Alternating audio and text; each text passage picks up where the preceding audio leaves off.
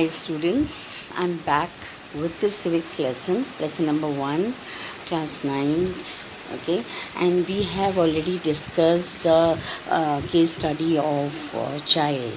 So let us do a brief recap.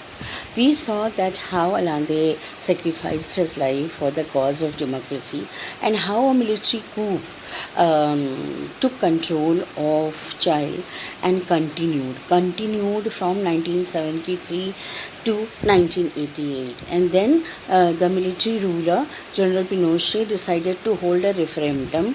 You know that it is a public voting, and the people had not forgotten their democratic traditions, so they voted against Pinochet lost his political power first and the military power later. And since then, when the book was published, our NCERT book, Child had already conducted 4 presidential elections, and in in January 2006, who became the president? The brave Air Force officer who had sacrificed his life for the sake of democracy, and his wife and daughter were put behind the bars. Same girl grew up to become the president of Child in January 2006. Before that, already pursuing a profession of medical doctor, she was the first woman defense minister in Latin American countries. And then in 2006, she defeated Child's richest man at that time. And she said, "Because I was the victim of hatred, I have dedicated my life to reverse that hatred and turn it into understanding, tolerance, and why not say it into love." Now, children, once this speech was given, when the papers used to come from Delhi for class 9th also, so then this question came in the final exams. This quote was given, and you were asked that who has said this, and what is the relevance of this statement. So you can't ignore these comments or remarks or boxes. You have to read the book very carefully, because when your paper comes, it is based on the book itself, right?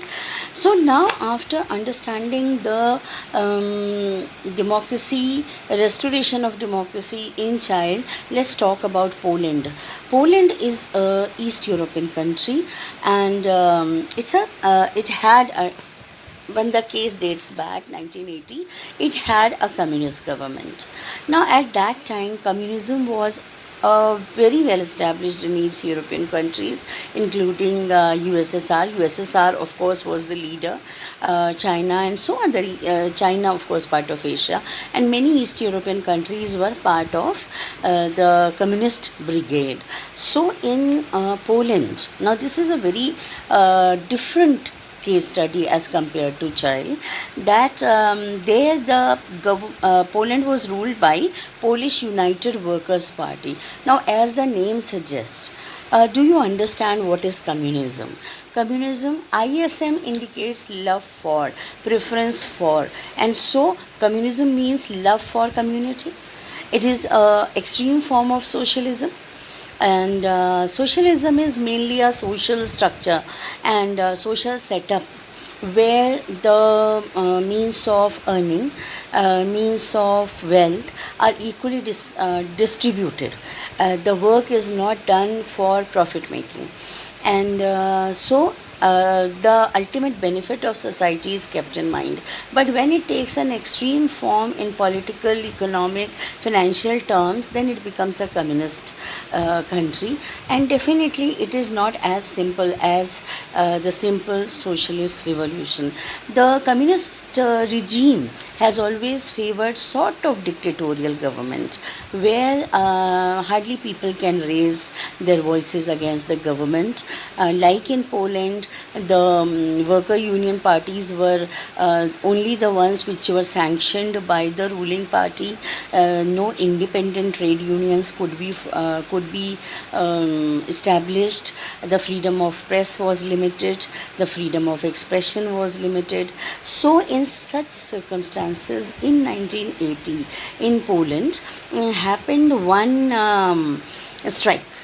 Okay, and this strike on 14th August 1980, the workers of the Lenin shipyard in the city of Dansk, the spelling is Gdansk, Dansk, was there the workers went on strike because of an unjust dismissal of a woman worker. They wanted her to be taken back in the job, and they also wanted independent trade unions, more right to voice their concerns, more rights for the worker community, because this system was entirely based on the industries and the workers, and it is not a capitalist economy where the mill owners or the factory owners can work just for profit. The communist economy doesn't work that way, but still people were like they were handled in a dictatorial way. So they started demanding. The strike continued, and one of the former electrician of shipyard, Lech Walesa, he joined the strikers. He also had been dismissed from the service in 1976. Lech Walesa was dismissed from his job in 1976 just because he had demanded higher pay for the work that was being done. I'm sure the salaries also must have been quite inadequate. So now when he joined as the leader of the striking workers, the movement spread, the strike spread, and the whole city was under the strike. They wanted the right to form independent trade unions. They also demanded the release of political prisoners. You see, the communist governments always have had this tendency that any rivals or anybody who protest against their system of working is put behind the bars. So such prisoners are called political prisoners, and they also wanted end of censorship on press.